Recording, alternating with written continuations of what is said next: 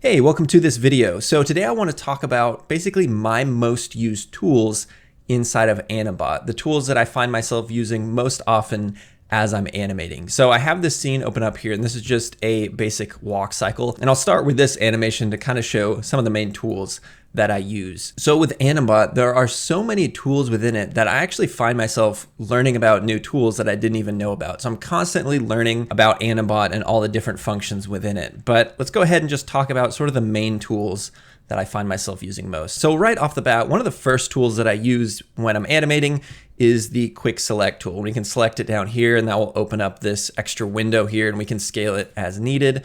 But this is a way we can add control curves to just a button here that we can select. So you can see I already have a few on here. I have like the all selection to select all of my control curves. I have the left fingers and the right fingers to select those. You could also, isolate maybe the right arm. So I could select the shoulder, upper arm, elbow, and the wrist, and then add like a new selection for right arm. And if you want to, you could also color code these selections. So maybe instead of putting L and R for right and left, you could color code the left and right side. So maybe for the right side, we could just right click this and change color and maybe do like a red color for the right side so that you know any of the red buttons are for the right side.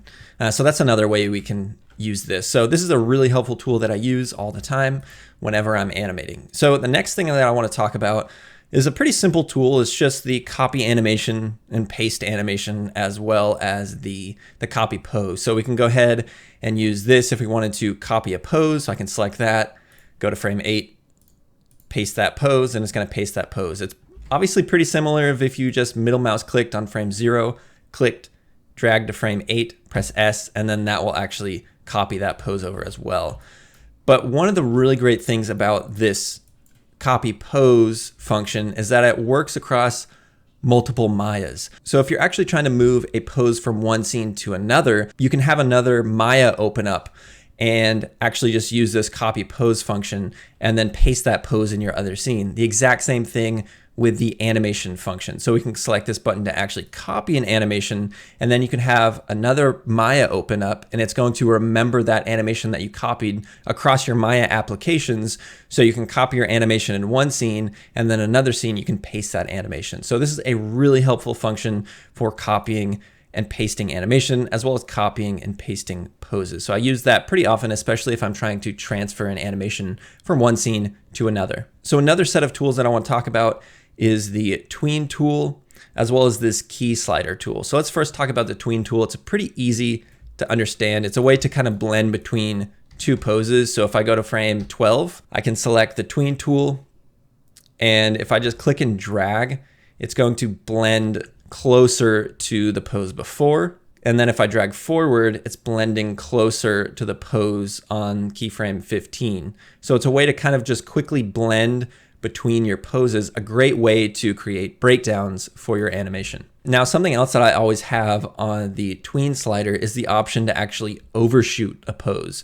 So if I go over here to Animbot, this little button right here allows me to add this overshoot mode. So you can see when I click it, it adds that extra little bit to the slider. So this is actually going to create an overshoot for the pose. So if I go to frame 15, this is my pose.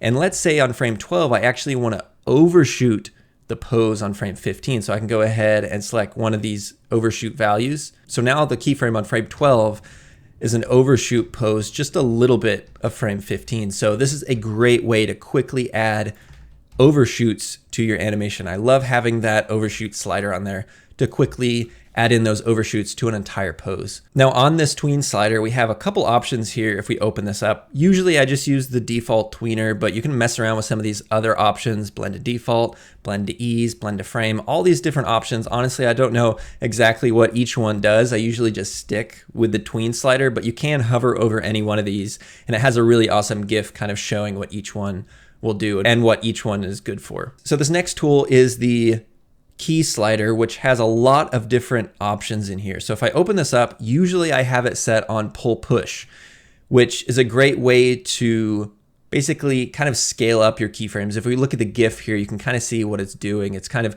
allowing us to shrink or scale down multiple keyframes. And it's probably easier to see this in action if I actually open up my graph editor and kind of show you what's happening here. So I'll have the graph editor open up kind of off to the side here. And let's go ahead and select Translate Y, and I'll select a group of these keyframes. And on this pull push slider, I can drag around, and you can see I'm increasing or decreasing this Translate Y value with the selected keyframes. I can also go ahead and highlight select all of those, and then shrink and scale the entire curve here. So I usually have this key slider set to pull and push, but you also have a couple really cool options in here. You can do like an ease in and ease out slider. We can go ahead and highlight this option to see the GIF, exactly what this is doing. It's just allowing you to select multiple keyframes and then creating an ease in or an ease out for that curve. The other thing I like to use a lot is the noise wave slider.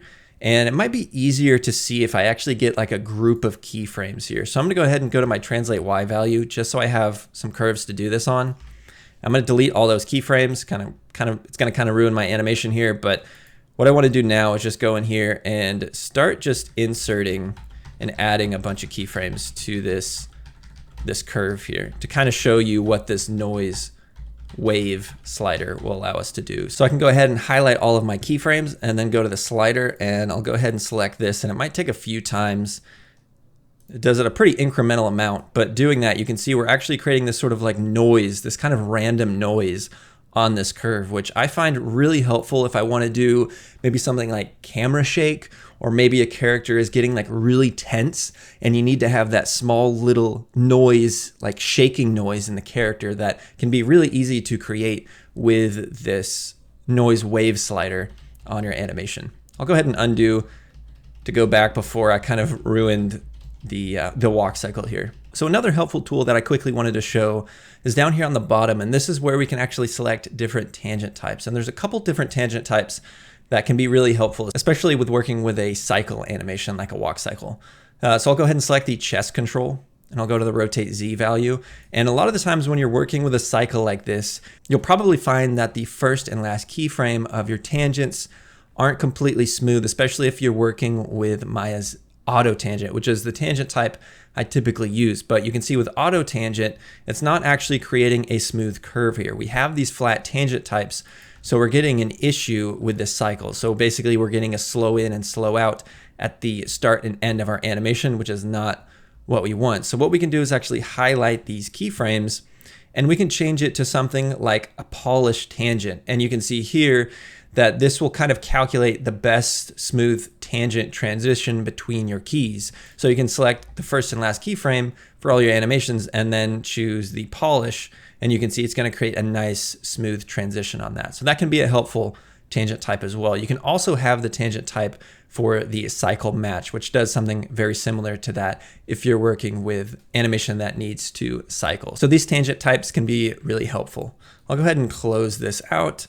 The next thing I want to talk about is the mirror tool, which is just a great way to mirror your poses. So I can go to the contact pose. If I want to create the contact pose for the opposite leg, I can just hit the mirror tool, and you can see that's going to create a perfect mirror for our animation, really speeding up the process for creating cycles. We can do the exact same thing with an entire animation. So if I want to take my entire animation and basically just mirror it, I can go ahead and open up this drop-down menu and choose Mirror All Keys, and then that's actually going to run through the process of mirroring our entire animation versus our one single pose, which again really speeds up the process for creating cycles, because what that means is you can basically just create one single step of your animation and then just use that mirror tool to mirror your animation to create the opposite step. So you basically only have to create one step of your cycle and just use that mirror tool to create the rest of the animation. Really great way to really speed up the process. So something else that I wanted to point out here, which can be really helpful, but it does really just depend on the animation that you're creating. For this particular animation, it's not something we really need to do.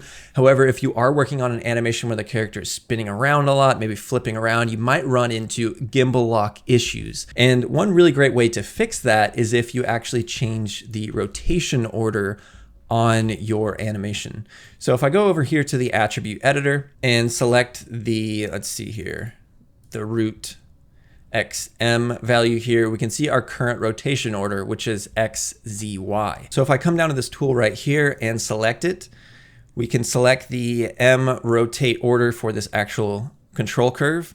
And it gives you all these options to actually change the rotation order for this control. And it'll actually show the best option for your animation. So right now it's set to X, Z, Y, which you can see is the best option. But depending on your animation, you might see other options pop up here that might be better. And it'll show that here. So if I wanted to, maybe let's say the Y, X, Z rotation order would be better for this particular animation. I could select that and it's going to calculate that entire process. And then now you can see my rotation order on this control curve has changed to Y, X, Z.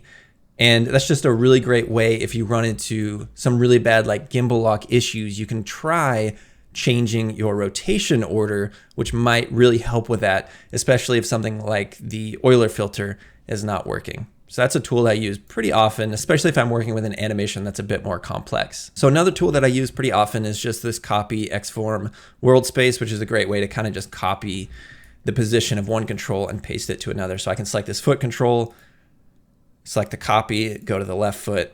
I can expand this and choose the paste option, and you can see that's just going to paste at that exact same world position for that control. So a great way to basically copy and paste positions of controls if you need to. So another tool that I'll run through really quickly is the motion trail tool, which I can go ahead and select it here, and it's going to calculate a motion path for this left foot. And if I want to, I can go ahead and open up the options for this and change things like the style. I usually have it set to the thick trail for this. You can change it to dots, you can change it to dashed, you can change it to the A tools style, you can change it to like noise temperature. I usually just keep it on thick. It's just an easier way to actually see that trail, but you'll get automatic updates to this motion trail as you adjust your animation, and you can see those changes. And I'll go ahead and just turn that off to hide the motion trail. So another tool I use pretty often is the temp pivot tool, especially if I need to do a very specific action in my animation. That will be easier if I change the pivot. Let's say if I didn't really have these sort of foot roll controls, which is probably how I would do something like a peel off on this, I could come in here and change the pivot point of the actual IK foot. So I could go ahead and select the temp pivot, drag the temporary pivot to the tip of the toe, and then we're getting a temporary pivot to actually have like this foot roll while just animating the actual IK foot control, which is a great way to tweak a pivot point and create sort of a peel off type of animation. This would also be really helpful if your character has their hand on a table and they're pushing off, so you need to get that kind of like peel off of the table. You could change your pivot point to the tip of your fingers and then more easily animate that peel off action. All right, to show this last tool that I'm gonna go over, I actually opened up a different scene because it's an easier way to demonstrate it. And I can go ahead and play this animation. This is just sort of a horse kind of sprint animation that I created. And I'll go ahead and pause it here. And we're gonna take a look at this copy Xform relationship tool. I do actually have another video on my YouTube channel, and I'll make sure to link it, where I actually go over the process of using this to create basically a constraint system without using any of Maya's built-in like parent constraint. It's a way to basically create a constraint without using any constraints. It's a really awesome and easy setup. But I actually want to show another method for using this system. So since we've got this horse kind of galloping or sprinting here, we may want to tweak the pose of, let's say, this in-air pose. And maybe we want to tweak the hips, but we also want to tweak the feet. So if I come in here to the hip control and I move this, obviously the feet are set to IK, so they're not going to actually follow along with the movement of the hips. So I might want to rotate either the hips in or maybe rotate them out. And then maybe I want to bring the feet up as well. So something that we can do with this tool is almost create kind of a temporary FK setup. So what I want to do is select both of my feet first. So I selected both of the IK foot controls, and then I'm going to select this hip control. And then what I want to do is come down to this Xform relationship. I want to select this arrow to open up the extra menu, and then I just want to choose Auto Xform Relationship. So now if I rotate this hip control, the feet are actually going to follow along as if they are in FK. So now we're able to adjust this hip and get the feet to follow along with that movement. So maybe we want to bring the hip in, which we would want to bring the feet in as well. So we're able to do that very easily and almost have these IK legs behave temporarily as if they're in FK, making it a lot easier to make big pose changes like this. So we can bring the hip in, make that adjustment, go back to this tool, turn that auto Xform relationship off, and then now we're back to moving this like we normally would. We now have independent movement of the hips from the legs. So this is a tool that I use pretty often when I'm wanting to make, big pose changes if my feet or arms are in IK. So that's going to wrap it up for this video. Don't forget to subscribe and like if you found this helpful.